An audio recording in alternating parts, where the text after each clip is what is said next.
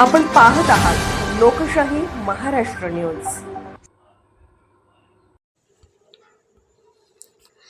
ज्यांनी ज्यांनी भगवंताला जवळ करण्याचा प्रयत्न केला त्यांच्या संसाराची राखरांगोळी झाली हे जरी खरे असले तरी शेवटी त्यांना भगवंत भेटलेच व भगवंत भेटीने त्यांचे जीवन धन्य झाले, असे प्रतिपादन महाराष्ट्रातील सुप्रसिद्ध युवा कीर्तन व प्रबोधनकार हरिभक्त परायण श्री संस्कार महाराज खडांगळे पंढरपूर यांनी केले। ते येथील छत्रपती शिवाजीराजे नगर येथील श्री स्वामी समर्थ चॅरिटेबल ट्रस्ट जत यांच्या वतीने श्री स्वामी समर्थ महाराजांच्या 148व्या पुण्यतिथी निमित्त आयोजित करण्यात आलेल्या कीर्तन कार्यक्रमात प्रबोधन करत होते। श्री स्वामी समर्थ महाराजांच्या 148व्या पुण्यतिथी निमित्त श्री स्वामी समर्थ मंदिरावर आकर्षक अशी विद्युत रोषणाई करण्यात आली होती। मंदिराचा गाभारा विविध फुलांनी सजविण्यात आला होता। पुण्यतिथी निमित्त श्री स्वामी समर्थ महाराजांच्या मूर्तीवर पहाटे अभंग स्नान घालून अभिषेक पूजा व आरती करण्यात आली। त्यानंतर महाराष्ट्रातील सुप्रसिद्ध युवा कीर्तन व प्रबोधनकार हरिभक्त परायण श्री संस्कार महाराज खडांगळे यांच्या कीर्तनाचा कार्यक्रम पार पडला। यावेळी प्रबोधन करताना महाराज पुढे म्हणाले, महाराष्ट्र ही संतांची भूमी आहे। या भूमीत अनेक संत होऊन गेले।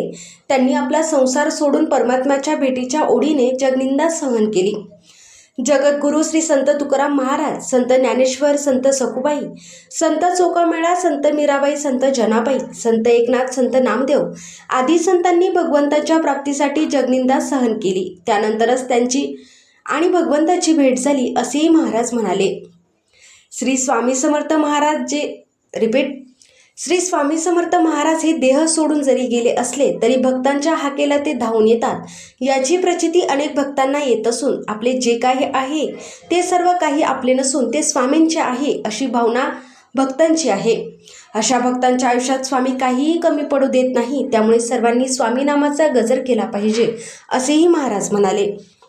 श्री स्वामी समर्थ चॅरिटेबल ट्रस्ट जत हे विविध उपक्रम राबवित असून या ट्रस्टच्या माध्यमातून लवकरच वारकरी शिक्षण संस्था व अन्नछत्र व सभागृह बांधण्यात येणार असून या पवित्र कार्यात स्वामी भक्तांनी व समाजातील दानशूर व्यक्तींनी मदत करावी, असे आवाहनही संस्कार महाराज यांनी केले। दुपारी 1 वाजता श्री स्वामी समर्थ महाराज यांच्या पुण्यतिथी निमित्त श्रींची आरती होऊन श्री स्वामी चरणी पुष्प अर्पण करण्यात येऊन त्यानंतर सर्व उपस्थितांना महाप्रसादाचे वाटप करण्यात आले।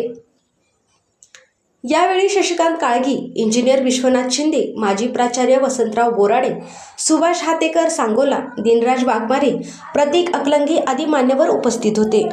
हा कार्यक्रम यशस्वीपणे पार पाडण्यासाठी श्री स्वामी समर्थ चॅरिटेबल ट्रस्ट जतचे अध्यक्ष बापूसाहेब पवार, उपाध्यक्ष अशोक तेली, सचिव श्रीकृष्ण पाटील, शहाजी बापू भोसले, सतीश चव्हाण मिस्त्री, अतुल मोरे, दीपक पाटणकर, लक्ष्मण उर्फ पिंटू मोरे, गणेश सावंत, मोहन पवार, समर्थ पवार, सदाशिव जाधव आदींनी सहकार्य केले। पुण्यतिथी निमित्त पहाटेपासूनच स्वामींचे दर्शन घेण्यासाठी भक्तांची गर्दी दिसून येत होती। यामुळे संपूर्ण परिसर स्वामीमय झाला होता।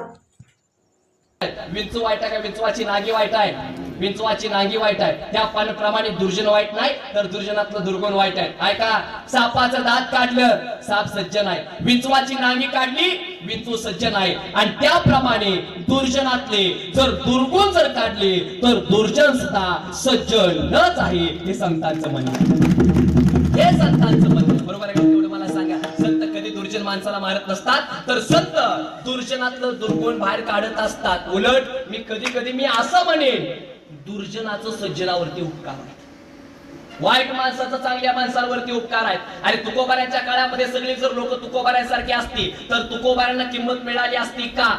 अजिबात नाही। मंबाजी सारखी लोक त्रास देणारी होती म्हणून तर तुकोबाऱ्या जगाला कळाली, गाता बुडवणारी होती म्हणून तर जगाला कळालं की तुकोबाऱ्या गातात आवरू शकतात। सांगू, विसोबा खेचर सारखी लोक आमच्या ज्ञानोबाऱ्यांना त्रास देणारी होती, मांडे फोडणारी लोक होती, ऐका, खापर फोडणारी लोक होती म्हणून तर जगाला कळालं की ज्ञानोबाऱ्या पाठीवरती। लोकशाही महाराष्ट्र न्यूज चॅनलला लाईक करा, शेअर करा आणि सबस्क्राईब करा।